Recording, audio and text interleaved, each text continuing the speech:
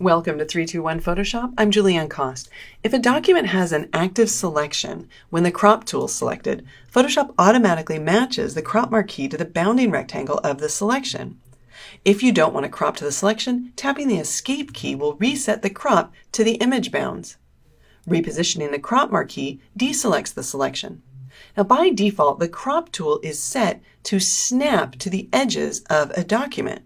While the snapping behavior is useful, it can make it difficult to crop close to the edge of an image. To disable the snapping behavior, choose View, Snap To, and disable Document Bounds. Or, to temporarily disable the Snap To behavior, start dragging and then hold down the Control key. To help reduce file size, if you're certain that you don't want to retain any information that extends beyond the crop marquee, check Delete Cropped Pixels in the options bar. There's one exception: when working with smart objects, information that extends beyond the visible canvas will not be deleted. If you need an image to be a certain height or width but want to keep the other dimension flexible, select Width, Height, and Resolution and enter in the desired value. Applying the crop in this example will resize the image to exactly 4 inches high. To use the crop tool to quickly crop one document to another's exact size, select the document with the desired dimensions and choose Front Image.